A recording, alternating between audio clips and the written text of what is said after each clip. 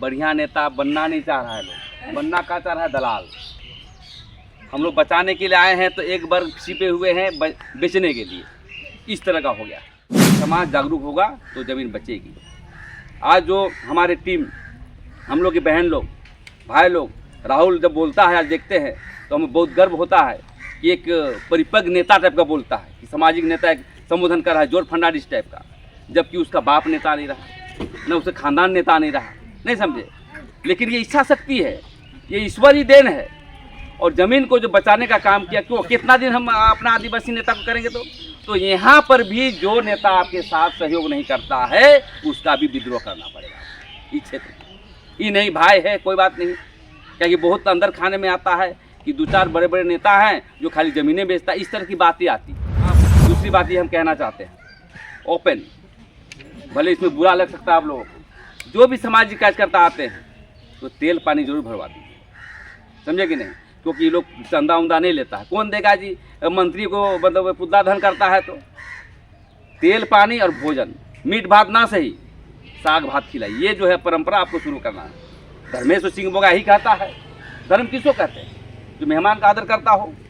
क्योंकि जो सामाजिक रूप में समय भी देता है, सब कुछ देता है, और उसके लिए ये, और वो चंदा करके करना है आपको, 50 रुपये 100 रुपया, तब ये ताकत इनको और बढ़ेगा।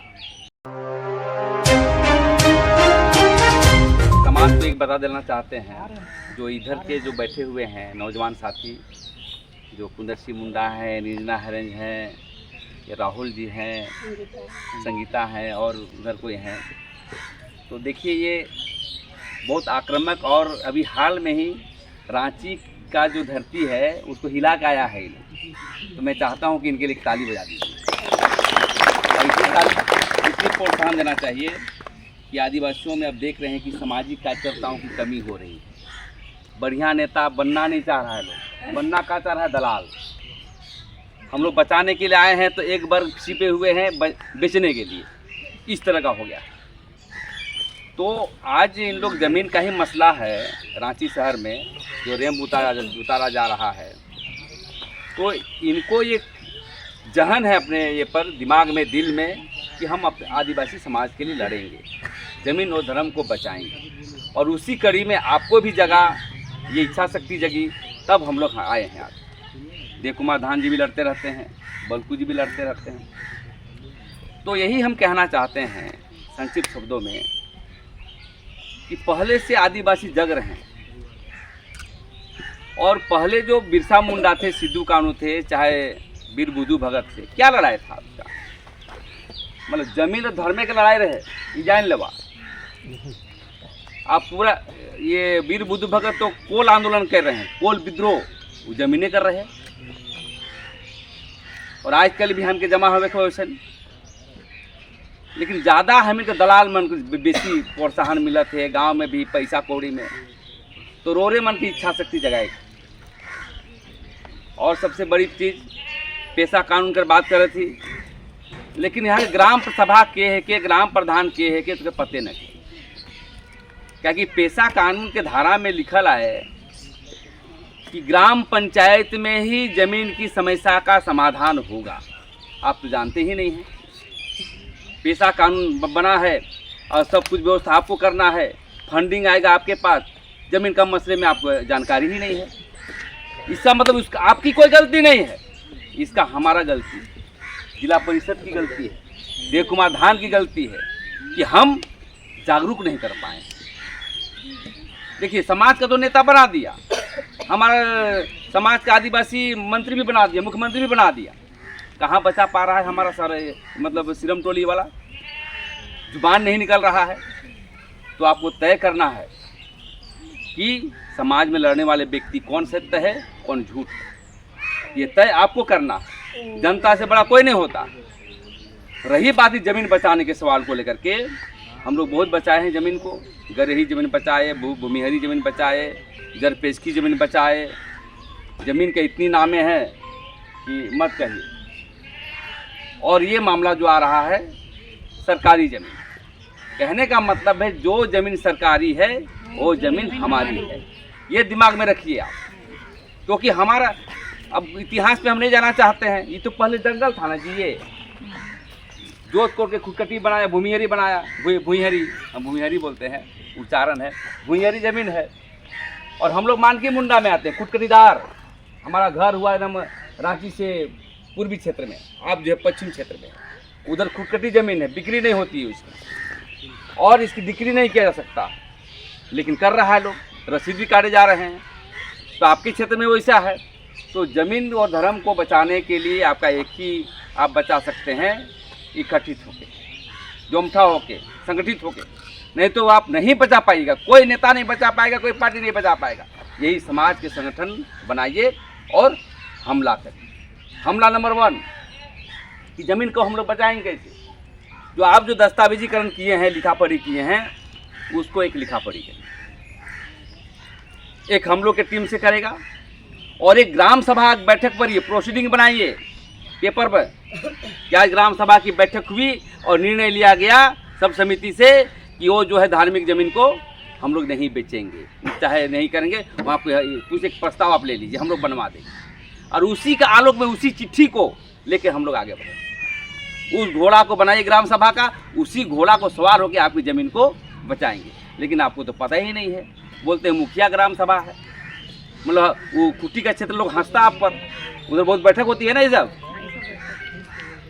तो देखिए, संविधान कानून बहुत है हम आदिवासियों के बीच, और नेता के पीछे रहिएगा तो बताएगा नहीं।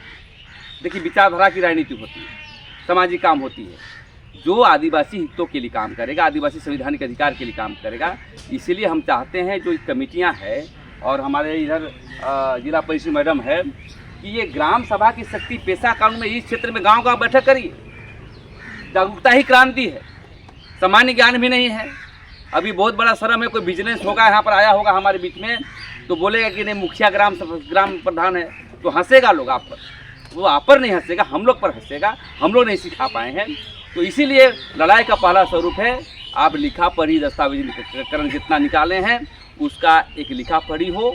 लिखा पढ़ी मतलब डीसी को, हम पढ़ रहा था, बार बार पढ़ता हूँ, तो मेरे पास भी बुक है, स्पष्ट कहा है यहाँ का जो जमीन का कस्टोडियन डीसी होता है।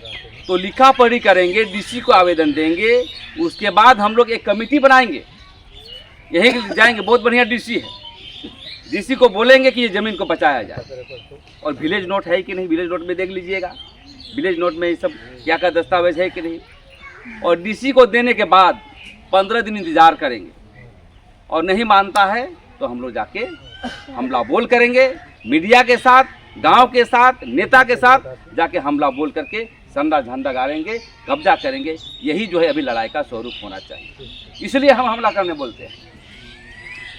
कहीं भी आता है ज़मीन को लेकर के, सबसे पहले वकील के पास जाएगा, और वकील बोलो केस करेगा। 2 कोर्ट पर होती है, जान लीजिए, हमेशा रखिए। 2 लाइन लिखिए ना, 2 लाइन डीसी को देना। हमारा लोग क्या करता है, सीधे कोर्ट जाता है, वकील ले लिया 5000, 10,000 लेता है, वो कोर्ट ले जाता है, फंसा जाता है। आपको रेवेन्यू कोर्ट में लड़ना। अब रेवेन्यू कोर्ट किससे कहते हैं भाई?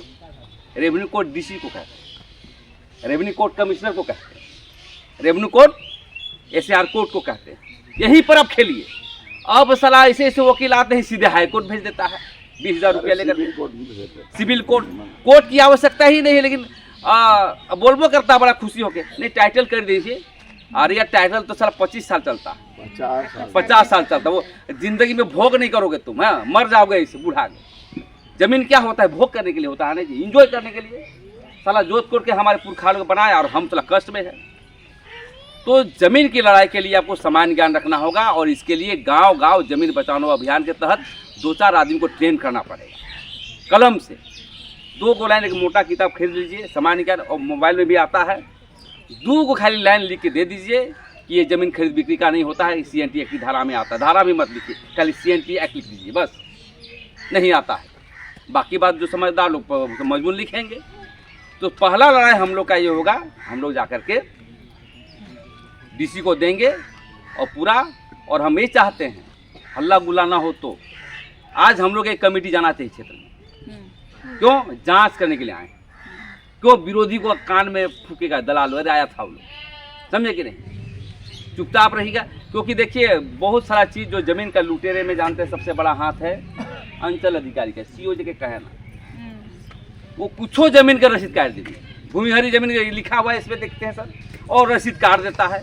कौन आधार?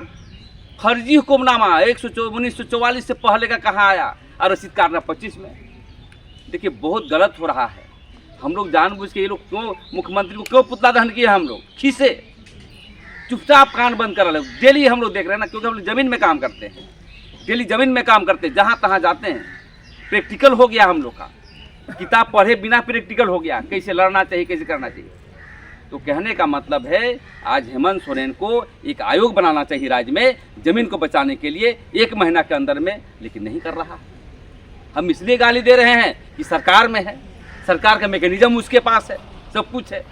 हम लोग कितना तोड़फोड़ करेंगे भाई, कितना करेंगे तोड़फोड़? वो यदि आयोग बनाता, विशेष टास्क फोर्स बनाता, एक आवेदन देते हम लोग, टास्क फोर्स बना के आता, जमीन कब्जा हो जाता। तो कहने का मतलब है इस सब मसले को लेकर के संगठित होते हुए एक कागज कलम करिए, उसके बाद दूसरा हमला। डरिए मत। हम लोग तो लिखा पढ़ी करने के बाद भी हम लोग चढ़ जाते हैं, बिना लिखा पढ़ी करने के बावजूद भी। लेकिन ये सिस्टम यही है, लिखा पढ़ी करने 10-15 दिन इंतजार करिए, और इंतजार करने के बाद वहाँ हम लोग चलें। और आप एक काम करिए कि कौन कौन वहाँ दस्तावेज निकाल करके कौन कौन दाखिल खारिज किया है और कौन कौन दलाल लोग लगे हैं, उसका भी नाम जो है हम लोग लिखेंगे। यही लड़ाई की आज प्रक्रिया है, और हम यही कहना चाहते हैं, समाज जागरूक होगा तो ज़मीन बचेगी। आज जो हमारे टीम, हम लोग के बहन लोग, भाई लोग, राहुल जब बोलता है, आज देखते हैं तो हमें बहुत गर्व होता है कि एक परिपक्व नेता टाइप का बोलता है, कि सामाजिक नेता एक संबोधन कर रहा है, जॉर्ज फर्नांडिस टाइप का, जबकि उसका बाप नेता नहीं रहा, न उसका खानदान नेता नहीं रहा, नहीं समझे। लेकिन ये इच्छा शक्ति है, ये ईश्वरीय देन है।